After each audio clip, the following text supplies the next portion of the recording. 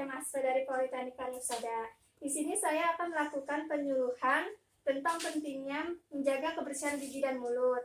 Saya bagikan yang langsung ya Bu. Dibaca aja ya. Di sini saya akan membaca acara penyuluhannya ya Bu.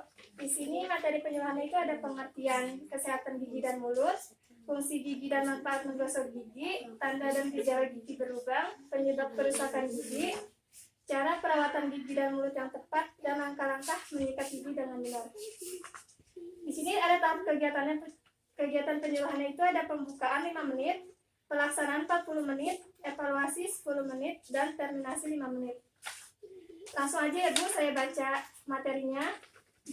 Bisa dibaca aja deh, nggak apa-apa. Baca aja.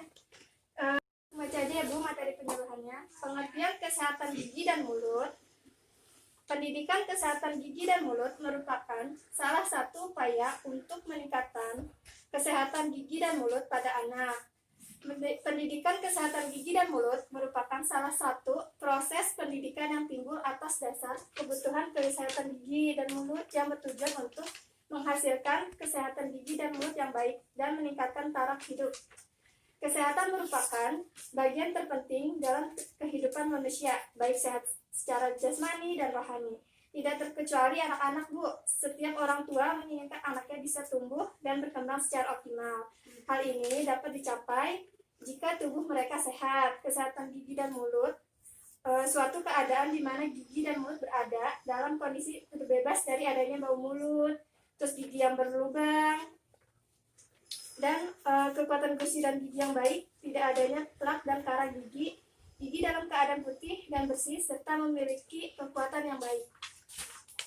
Nah, fungsi gigi dan manfaat menggosok gigi itu, fungsinya pertama, secara histologis jaringan gigi dan mulut berasal dari mesodrem dan ektodrem yang memiliki 3 fungsi utama, yaitu pengunyahan yang meliputi memotong, merobek, dan melumat, keindahan, dan berbicara. Macam-macam gigi beserta fungsinya. Ada yang tahu nggak macam-macam gigi itu ada berapa?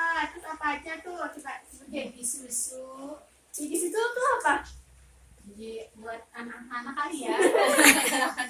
Ya betul Bu nih. Jadi itu macam-macam gigi itu ada 4 Bu. Pertama itu ada gigi seri, gigi taring, gigi geraham kecil, dan gigi geraham itu biasanya molar ya, geraham besar gitu. Nah itu gigi susu biasanya. Terus manfaat menggosok gigi itu pertama supaya gigi tetap bersih, tidak ada kayak karies gitu, nggak bau mulut juga, terus percaya diri, terus agar terhindar dari penyakit gigi dan mulut, terus dapat berfungsi dengan baik. Nah, tanda dan gejala gigi berlubang itu dimulai dengan munculnya plak putih seperti kapur pada permukaan gigi. Selanjutnya warnanya itu akan berubah menjadi coklat. Kemudian mulai berbentuk lubang. Spot kecoklatan yang buram menunjukkan proses demineralisasi yang sedang aktif. Oleh sebab itu diperlukan pemeriksaan rutin ke dokter sejak dini gitu. Nah, gejala gigi berlubang itu apabila kerusakan telah mencapai dentin. Dentin itu kayak bentuk pokok dari gigi yang melindungi daerah akar gigi. Biasanya mengeluh sakit atau timbul ngilu. Kan kadang sakit gigi itu kayak suka ketarik gitu, kayak nyokot banget gitu kan ya, pasti sampai ada yang nangis kan gitu. Nah terus gejala gigi berlubang umumnya itu kayak sakit gigi menjadi sensitif setelah makan atau minum manis, panas, dingin, ya betul.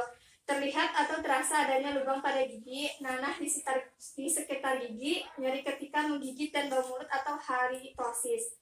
Nah, penyebab terjadinya kerusakan gigi itu ada 4 hal, Bu. Pertama, ada penyakit dan gangguan tertentu pada gigi yang mendapati mempertinggi faktor resiko terkena karies atau amelogenesis. Amelogenesis itu dapat timbul pada 1 dari 718 hingga 14.000 orang.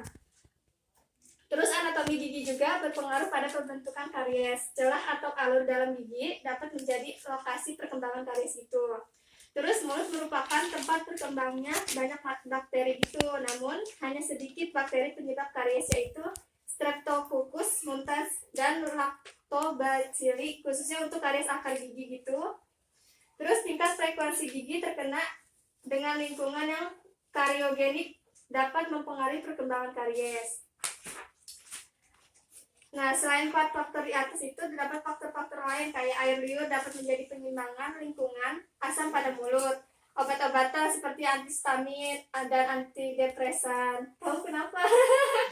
Terus penggunaan tembakau kayak rokok kan, itu bapak-bapak kan kadang rokok gitu ya.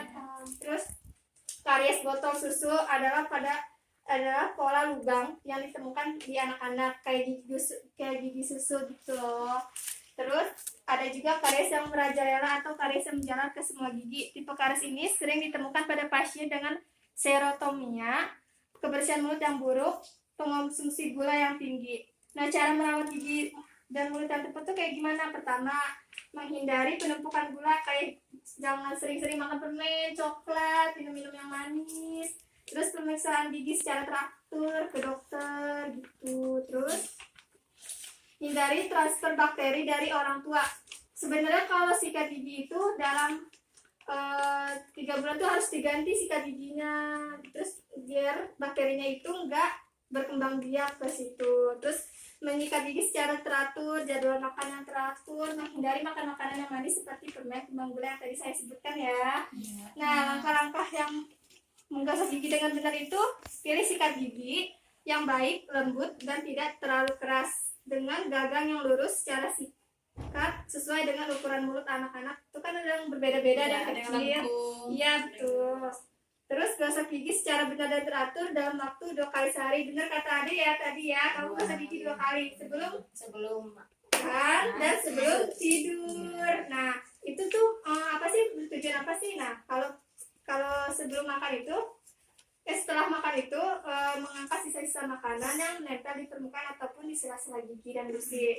Sedangkan kalau menggosok gigi di malam hari itu sebelum tidur berguna untuk menahan perkembangbiakan bakteri dalam mulut karena dalam keadaan tidur tidak diproduksi ludah yang berfungsi membersihkan gigi dan mulut secara alami. Nah, cara gosok giginya tuh kayak gimana sih? Kamu tahu cara gosok gigi kayak gimana yang benar? Ambil sikat gigi, Terus taruh pasta gigi, terus kita kumur, terus kita sikat-sikat bulat. Gimana kak? jadi kan kamu pernah suka nonton Pina Dipit kan? Iya. Jadi dari atas, coba dong ikutin ya, walaupun nggak ada sikat giginya ya. Kiri kamar mandi. Jadi dari atas, dari bawah ke atas itu, bulat, terus samping bulat, samping kiri, samping kanan bulat-bulat, terus dalam kanan kiri, terus atas kanan kiri. Nah kayak gitu ya Dek, paham nggak? Oh ya. Iya paham ya. Jadi tuh sebenarnya kalau sikat gigi kan kadang suka males tuh ya. Sebenarnya nggak boleh, nanti giginya berlubang, terus banyak bakterinya. Juga bau. Iya nggak boleh ya. Ya. Kayak ada yang ingin bertanya? Iya, saya mau nanya kak, Iya. gimana nih kalau kadang kita walaupun sering gosok gigi, kadang gusi kita kayak bengkak gitu, gimana sih kak itu? Mungkin ya, kalau setahu saya tuh mungkin ibu tuh gosok giginya terlalu keras kan, kadang kan sikat gigi tuh kan kayak ketusuk gitu ke gusi. Nah itu bisa menyebabkan bengkak gitu. Terus kan kadang kalau terlalu keras tuh kadang keluar darah kan gitu dari gigi tersebut. Nah itu bisa menyebabkan bengkak Bu. Kalau setahu saya itu sih. Ada yang bertanya? Iya. Kenapa kalau habis minum es kadang suka rasa ngilu gitu? Iya baik deh. Jadi kalau gigi yang suka ngilu gitu habis minum es tuh, kan kadang kan kita habis makan atau minuman yang panas gitu, suka diseling sama minum es ya. Kayak misalnya nih makan bakso nih kan, pada suka makan bakso seblak gitu. Kan itu panas, terus tuh pengennya pasti panas-panas tuh pengen minumnya yang dingin gitu, biar kita juga kayaknya enak banget gitu. Nah itu tuh bisa menyebabkan ngilu kayak gitu. Nah itu bisa ngerusakin gigi sebenarnya gitu. Nah itu juga bisa gigi berlubang gitu. Terus apakah udah Jelas. Paham. kamu deh bertanya nggak, kamu diam aja. Tahu. Ya udah, baik Ibu, penyuluhannya sudah selesai. Mohon maaf jika ada salah-salah kata dalam penyampaian, dimohon dimaafkan. Terima kasih. Wassalamualaikum warahmatullahi wabarakatuh. Waalaikumsalam warahmatullahi wabarakatuh.